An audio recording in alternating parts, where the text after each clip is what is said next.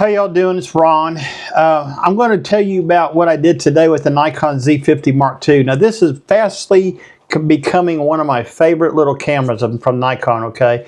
I do have a Z6 II, I do have a Z8, I have a D500. I've had them all. I've had the D7500, the D5600, the D3200, all the way back through the D50, D80, D100, D1X, D1H. I've had a lot of Nikon digital cameras, but this one here has starting to become one of my favorite little cameras, especially since I'm getting ready to go on a trip pretty soon, and I think this is the camera I'm going to take to do landscape photography with. So today what I decided to do was to take the camera out to check the 10-20 AFP VR DX lens from Nikon. It's a variable aperture lens, 4.5 to 5.6, unlike the 12-24 f4 that I tested out in a previous video. So it was a very cloudy day. It was not really ideal conditions, so I had to drop my shutter speed down to 1/250th of a second. But one thing good about that is the 10-20 lens has VR built into it, unlike the 12-24, which does not have VR. And we all know that the Z50 Mark II does not have in-body stabilization. So having the VR on the lens will help you if you have to drop that shutter speed down to like 1/250th or 1/2500th, and you're actually holding it, hand holding it to do your shots. Now it was really breezy and really cold today when I was doing all this. But one thing I do want to say is my ISO was fluctuating quite a bit at 1/250th of a second at f11, okay, which I deem probably the sharpest aperture of this lens. Just like the 12-24 I reported on earlier, the f11 aperture seems to be the sharpest for that lens.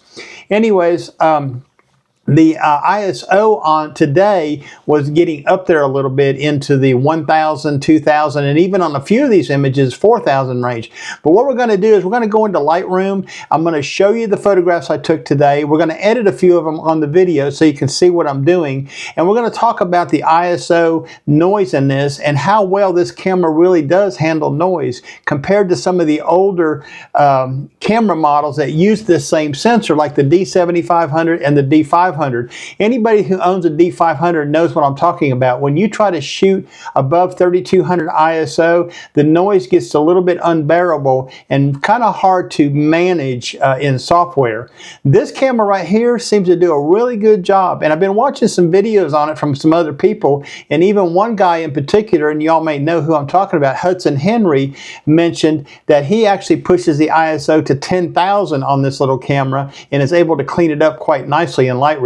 So we're going to do that today. We're going to look at some of these photographs I took and see exactly what they look like. Okay, here we go. Now before I get started, I want to show you something, okay? This is what the camera looks like with this lens on there, all right? And let me show you the lens so you know which lens we're talking about. I got it upside down there. Let me do it this way. This is the lens we're talking about, the Nikon DX VR 10-20 AFP lens. Variable aperture, 4.5 to 5.6 G. It does not have any external switches anywhere on this lens. Of course, this is a VR lens, so you control that in the menu system inside the camera.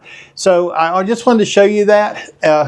On the 12-24 that I was testing the other day, we measured that and it was about 5 inches, okay? This one here is a little bit shorter. It's about 4.5 inches from the body out to the end of the cap out here, and then actually a little bit less than that.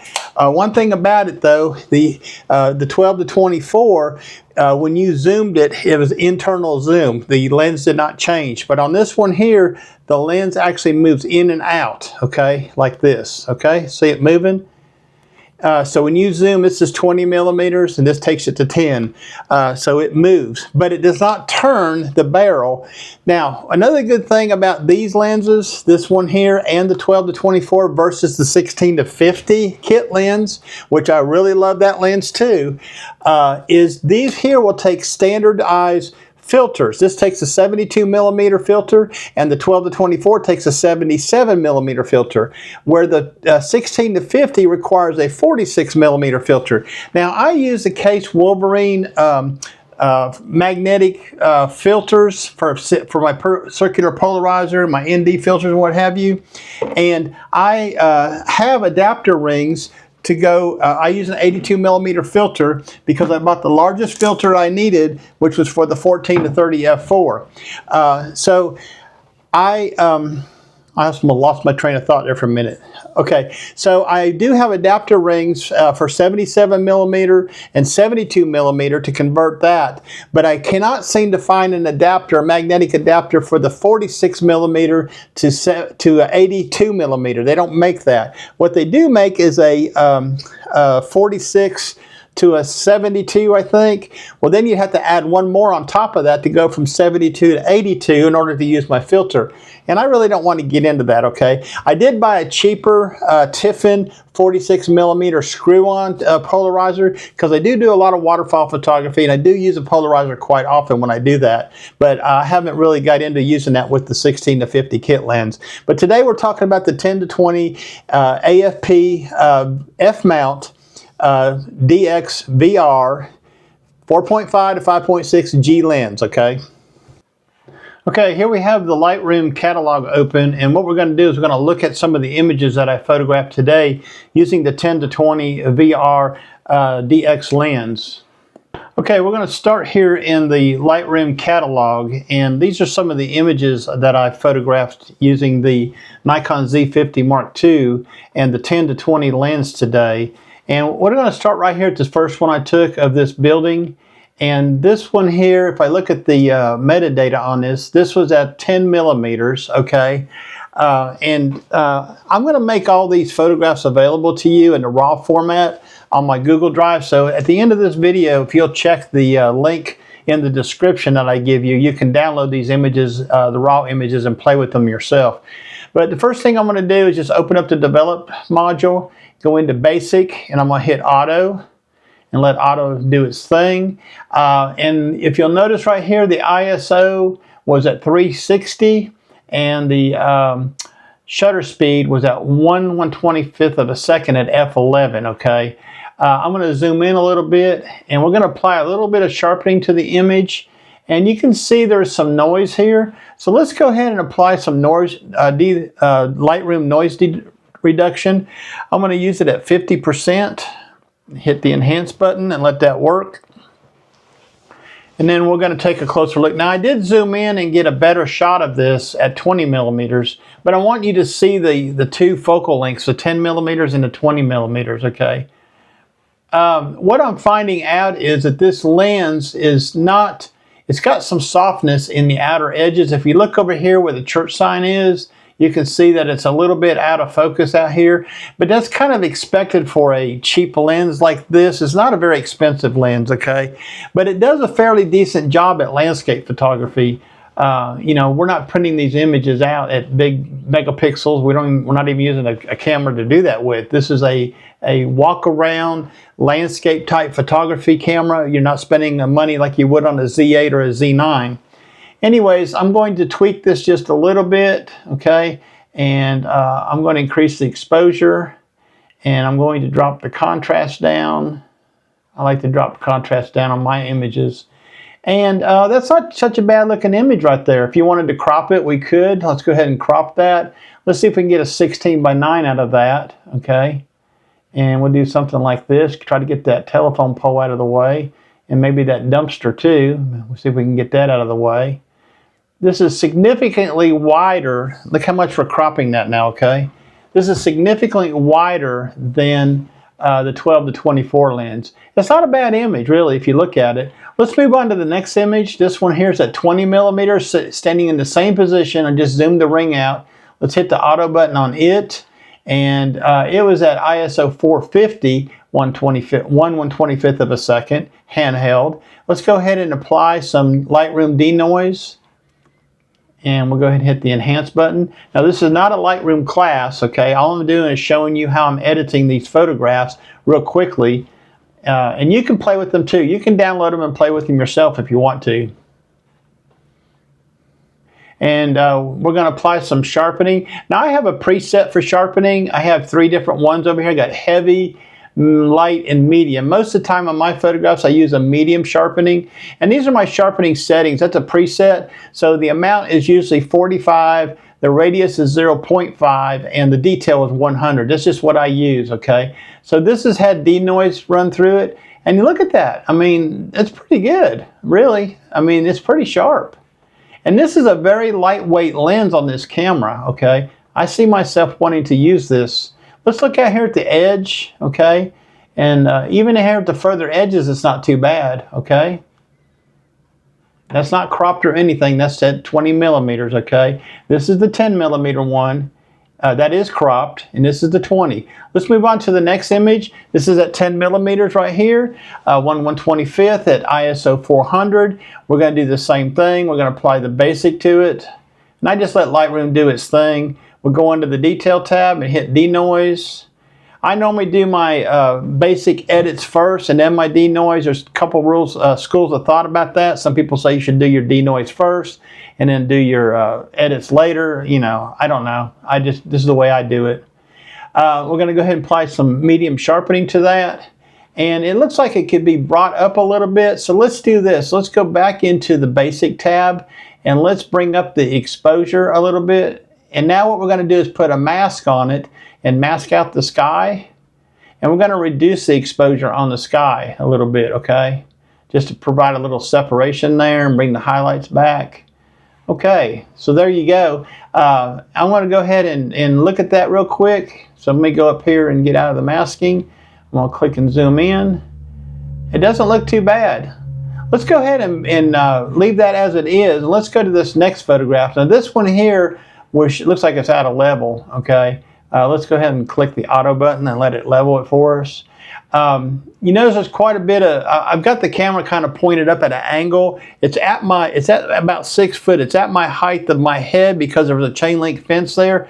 So, you know, I had it pointed up a little bit at 20 millimeters. I was trying to get the whole building into the frame, which gives us quite a bit of distortion. Well, let's go down here into, let's see, where's that at? Let's go down in here to transform, and let's hit the auto button under transform and see what happens. Well, look at that. That straightened up that building really nice, okay? Anyways, we're going to go into the basic tab and apply the basic features to that. And again, it kind of darkened that for me. I want to kind of bring that up just a little bit in exposure. I'm not going to worry about the sky too much.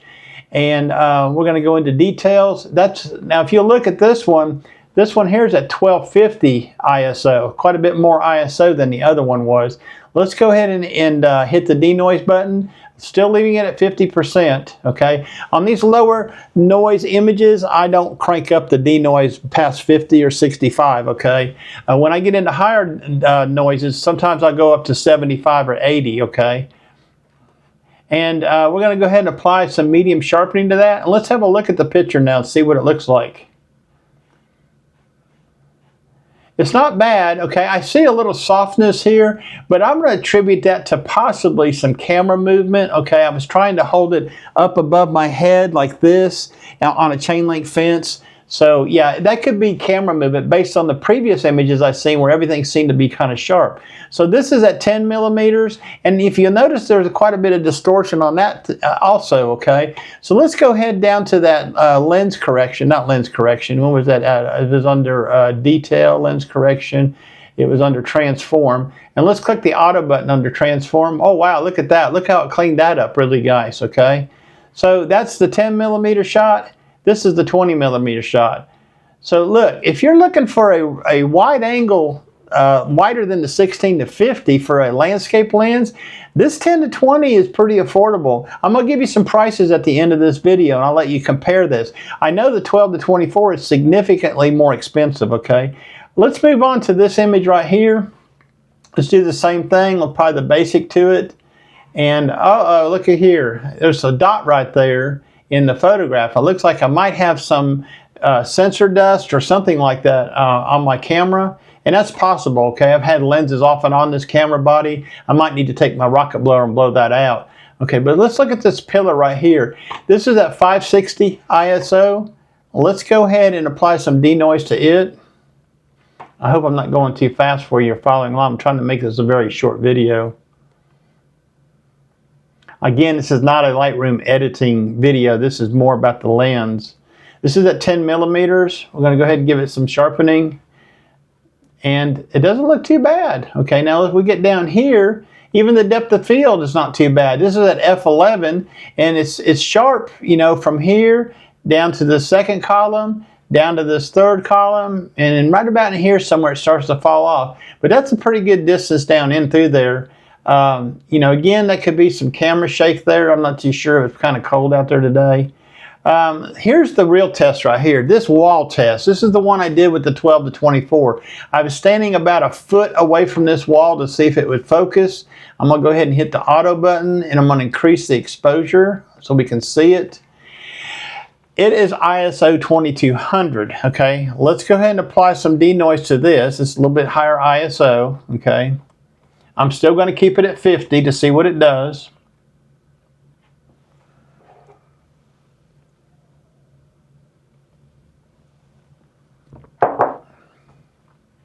And we're going to give it some sharpening, and we're going to look at it. I'm going to zoom in just a little bit, and what I'm going to do is I'm going to increase the exposure just a little bit more, okay? And that's pretty good, okay? 2200 ISO, it cleaned up really nicely, okay? Let's go to the 20 millimeter version. It's actually saying it's 19 millimeters, and let's do the same thing. It's at 4000 ISO. Will you look at that? This is significantly higher ISO. I'm still going to leave it at 50% to see what Lightroom does with that. Now, if we were shooting a D500 or D7500 at 4000 ISO, we'd be working really hard to clean this up, especially if it was a wildlife photograph or something like that. Okay, let's go ahead and give it a little bit of sharpening, and let's look at this. What do you think? I think it did a pretty good job, even at 4000 ISO. This is pretty close up. You know, look at that mortar joint there. You can almost see the details in the rock and stuff. So it cleaned that up pretty nice. I'm going to show you one more photograph right here. This is a photograph I took of a street sign, and you can see this is the raw image at 20 millimeters. The ISO on this is 1100. We haven't done anything to the photograph yet. We're going to go to the basic tab module and click on auto, and then we're going to go to apply some denoise to it because it does have an ISO of 1100. Let that work real quick. I want you to look right here in this metal bracket, okay, right in this area right here. You're going to see how sharp this photograph comes out. We're going to give it a little bit of sharpening. Look at this. You can even see the lights in the white letters from the way they make the sign. That is pretty good, okay? The stop sign, you can actually see the raindrops on the stop sign. And I was probably standing, I don't know, probably about 2 feet from this sign when I shot this photograph. So that's pretty good right there. And let's look at this one right here. Okay, this is the building I took yesterday. I took it with the 12 to 24. I decided to do it with the 10 to 20. And we're going to give it some denoise because the ISO is only about 560 on this one. Okay. And we'll go ahead and hit the enhance button. We'll let that work for a second. Basically, I'm doing the same thing with every photograph, how I edited, okay? I'm not doing a whole lot of edits. We're just looking at photographs now to see what kind of images this thing produces. If you look up here in the eave of this front door and this header block right here, there's quite a bit of detail. You can actually see the grains in the wood on the door. And if you look at this sign right over here, you can actually read that fairly well, okay? So this is a 15 millimeter shot. It's not quite a 10 millimeter shot or a 20 millimeter shot. It's at 15 millimeters and it's f8, okay? I think I changed the aperture on this just a little bit, trying to get the ISO down a little bit and keep the shutter speed up. If I'd had more available light, I could have done a test where the shutter speed was a little bit higher, like 1/500 at f11, and managed the ISO a lot better. But it was a cloudy day out, okay? We're going to go up here and bring the highlights down a little bit. And let's go ahead and select the sky with a mask and reduce the exposure on the sky quite a bit and the highlights. And I think that building needs to be leveled a little bit. So if we click on the cropping tool, and right here where it says angle, if you click on the auto button, it's going to level that a little bit. I'm going to hit the enter key to accept that. And if you want to, we can go ahead and crop that a little bit. Okay, take a little bit of that sky out and a little bit of this right here out. And we can bring it in just a little bit. We don't want to cut the building off. That's about all I dare to go, okay? That's not a bad photograph, okay? And I'm going to show you this picture right here. I was standing about 2 feet away from it at 10 millimeters, f9, okay, instead of f11, 1/250th of a second. Again, I was trying to control my shutter speed because I was hand holding and it was cloudy out, and I was trying to keep my ISO low. So the ISO was 100 on that. So we're going to go ahead and hit the auto button, and then I'm going to go ahead and apply denoise to it, again at 50. Let that work for a second. I'm really happy with these photographs, what I'm seeing here, and you will be too when you download the raw files and able to play with them yourself. You're going to see yourself, okay? I'm going to apply a little bit of sharpening to it, and you look at this sign. You can even see where the paint's peeling off. Even that letter O right there lifting off that board a little bit, okay? Look at the nails on there, the screws. It's not like, you know, super tack sharp, but it's sharp, okay? This would suffice for a landscape lens on this camera body, okay? Something wider than the 16-50. Anyways, I believe that's all I'm going to show you for today. And what I'm going to do now is I'm going to go out of the Lightroom studio here, and we're going to go and I'm going to tell you my assessment of this whole thing. So here's my assessment of the 10-20 VR. Right there it is, the 10-20 F-mount VR DX AFP variable aperture 4.5 to 5.6. I think if you're looking for something wider than the 16-50 kit lens, you need to do something, and it just really depends on your budget, okay? This 10-20 is very affordable, and the 12-24 is probably a better quality lens than this lens, but I think the 10-20 will get the job done, especially if you're using the Nikon Z50 and you're not a professional or anything, you're just an everyday Joe, or you're a serious hobbyist and you just want to take some nice landscape photographs or some waterfall photography. I think this camera and this lens combination can do that. Let me look up some prices for you and tell you what the cost is of this lens versus the 12-24. Okay, what we're going to do is we're going to look at the B&H photo video site. That's usually a site I go to compare prices. And when you're looking for Nikon stuff, you know, they're all about the same. You're not going to get any big discounts anywhere. We're going to look at the Nikon 12-24. So a brand new 12-24 f4 lens, okay, is $1146.95. That's pretty expensive, okay. Let's see how much the 10-20 is, okay. A brand new 10-20 VR, the lens I was testing, the AFP lens, is $276. So almost $1,000 cheaper for this lens, okay? Like I said, it's not the quality of the 12-24, but if you're using it on the Z50 Mark II, I believe you're going to get a pretty good image and you're going to be happy with, especially if all you're doing is posting to social media and all that. You could do some really good photographs. I know some people, some serious waterfall photography people that are using a D5600 and one of these 10-20 lenses, and that's all they got, and they produce really good images with them, okay? Just for comparison, let's go out to MPB and see if there's anything out there on the used market, okay, that might be available for you. So we're going to look up for Nikon 12-24 and see. And they do got some used ones. Here's a used one right here. It's in like new condition for $164. Wow. And a new one is $1,200. So you can get a pretty good used one. And in fact, let's go look at, see if we can find a 10-20. I would think that would be a lot cheaper. Right here's one here. So a 10-20 like new is $194. Well, look right here, folks. If I was going to buy used, you just seen it right here. The 10-20 is $194 in like new condition, but the 12-24, let's get back to it here. The 12-24 is $164 in like new condition. Man, there's something wrong there because the 12-24 is a better lens. It's only 12, but you're not losing a whole lot, you know, full frame equivalent. That would make this a 18 to what, 36 f4, constant aperture f4. And another thing too, you could use this for astrophotography, because I have used my 12 to 24 f4 for astrophotography, and it works fairly well for what it does. Okay, it's not a 2.8, but it is an f4 and it is a wide angle. It will get the job done.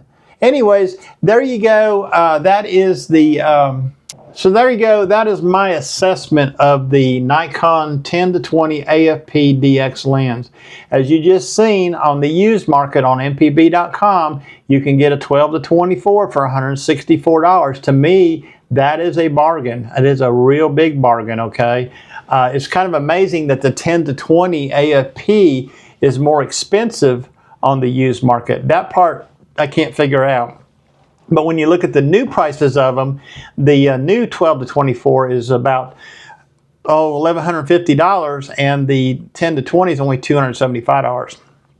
Anyways, I hope you got some use out of this, and you know, you found it entertaining or whatever. If you did, if you wouldn't mind, give me a thumbs up on the video. Help me grow the channel, please. And subscribe to the channel if you want to keep more. I'm going to keep up with more. I'm going to do some more testing with the Z50ii. I've got some more lenses to test yet. I got the 180 to 600. I got the 50 millimeter. These are all Z lenses. I have a 70 to 200 f-mount 2.8. with FLED VR. Okay, that is the newest f-mount 70 to 200 that I want to test on this camera. And I also have the 14 to 30 and the 24 to 120. So I got about 4 other lenses I want to test on this. I just got to get some time to get out and shoot with them. Anyways, my name is Ron Durant. I am a photographer and I live in East Tennessee. Y'all have a nice day now. Bye-bye.